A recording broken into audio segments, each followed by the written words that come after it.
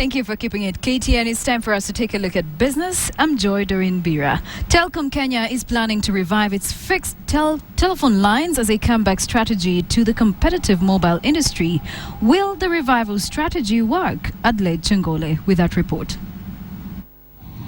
Fixed telephones were once the backbone of Kenya's communication sector and are preserved for institutions as well as a few privileged members of the society. Years down the lane, fixed lines succumb to the pressure of mobile phones. However, Telkom Kenya now says they're rebuilding the fixed line networks across the country.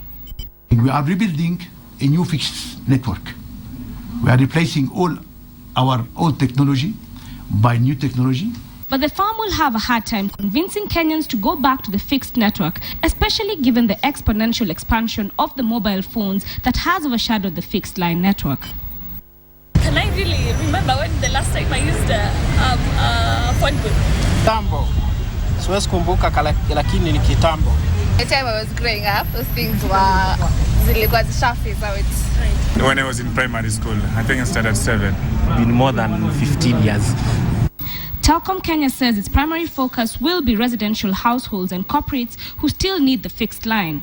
And some customers contend that they would consider putting a fixed line in their homes. Because it will help wherever maybe my mobile phone is not working, maybe, or if I have some other people in their house. For me personally, there are things I normally make follow-up on, people abroad, so it's a bit cheaper using a landline. But the overwhelming majority say they would not put the fixed line in their homes. I can confidently say that we own mobile phones. Sitaweza kuitumia kama niko na mobile. Why do you need a fixed line and everyone has a mobile phone? The Telkom fixed network contributes about 70% of Telkom Kenya's total revenues. Adelaide Chengole, KTN Business Today. The property market in Kisumu is fast taking shape, with the lakeside city welcoming new players every month. KTN's Fred Omulo today witnessed the groundbreaking of a 300 million shilling project and filed the following report.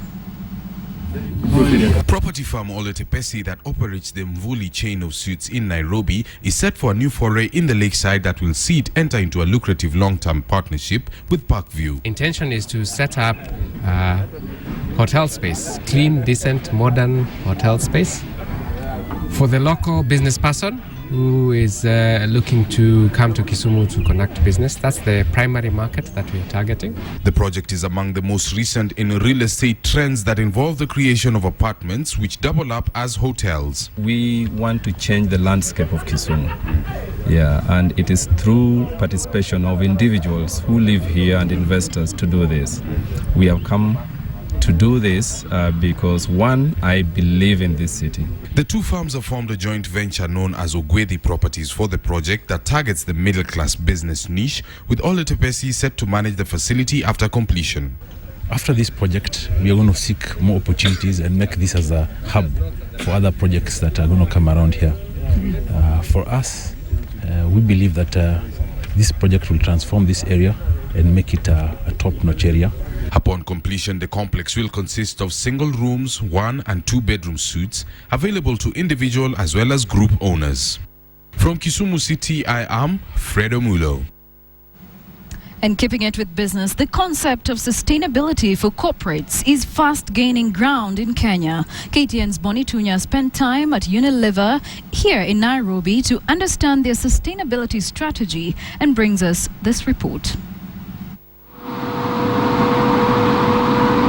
A recent survey by Ernst & Young on sustainability trends in business shows 76% of respondents anticipate natural resource shortage will affect their core business objectives over the next 3 to 5 years, and Unilever's Your Sanko is well aware of this fact. We will globally double our business without increasing our footprint, which means in a real sense that our impact on the environment has to be halved. Companies in the fast-moving consumer goods category the world over are increasingly finding the need to offer their consumers with practical solutions by decreasing their carbon burdens as well as improving efficiencies in supply chains.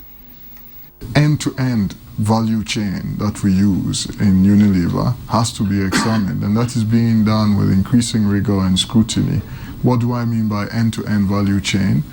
right from when we are getting raw materials, the planting cycles, the agricultural cycles, and so on, heading towards a disaster. And we see the signs all around us.